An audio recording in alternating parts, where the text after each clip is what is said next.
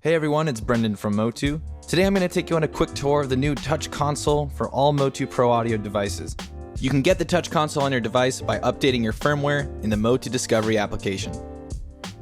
So although the Touch Console and all of its features are available on your computer, it really is optimized for touch tablets and smartphones. So for this video, I'm going to be showing you on my iPad. If I open up my iPad here, all I have to do is click on the MOTU Discovery app. And you can see we have a lot of interfaces on our network, but for this video, I'm going to be choosing my interface, which is an UltraLite AVB. And just like that, we're in the new Touch Console. You can see that we kept the original mixing tab. We just added a Touch Console tab here. So obviously things look a little different. It's an updated look. Let me show you around. At the top of each channel, I do have a little settings wheel there that will take me to my hardware controls. This is where I can toggle my phantom power, my pad, my phase, control my gain settings. On the right-hand side, we have the input routing section, which lets you choose a physical input on your MOTU interface for this mixer channel.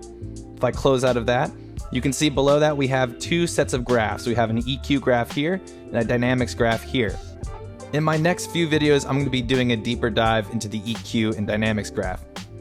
Below the graphs, we do have our mutes for each channel, as well as our volume faders. Below that, we have our solos, and of course our pans. Something really cool you can do is if you want to get rid of the mutes, tap and swipe. Same with the solos, tap and swipe. If you want to get the pans back to center, just double tap them, or the volumes back to unity, double tap them just like that.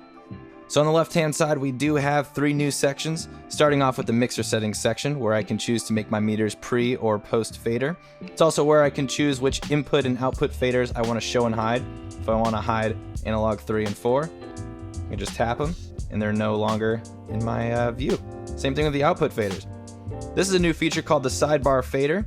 This is where I can choose to pin any channel in my mixer to the far right-hand side.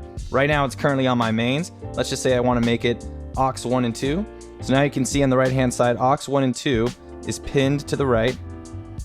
Really useful tool for when you have a lot of channels in your mixer and you just want to keep an eye on one of them.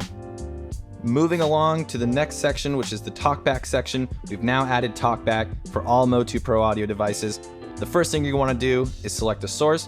So for me, I'm going to choose mic 1 as my Talkback source. That's what I'm talking into now.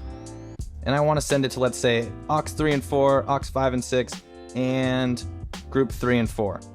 So now all I have to do is press this talk button, and I'm sending my Talkback mic to all of those outputs on my mixer. If I want to change the volume of my Talkback mic, I can just do that here. And there you go, the new Talkback feature in the Touch Console. So the next thing we have is the on faders section. Now the on faders section determines what faders are controlling the channel fader or sends. So of course we have the volume faders that are controlling the inputs right now, but we can also control how much of each channel we want going to the mains, how much of each channel we want going to the auxes, to the groups, and finally to the reverb. And if you've worked on analog mixers before, it's a very similar feature to the sends on faders feature on those boards. There you have it, everyone. The new Touch Console for all MOTU Pro Audio interfaces. Go ahead, update your firmware, take it for a spin, let us know how you like it. As I mentioned before, I'm going to have a few more videos that dive a little deeper into the EQ and dynamics graph sections, so keep an eye out for those, and thanks so much for watching.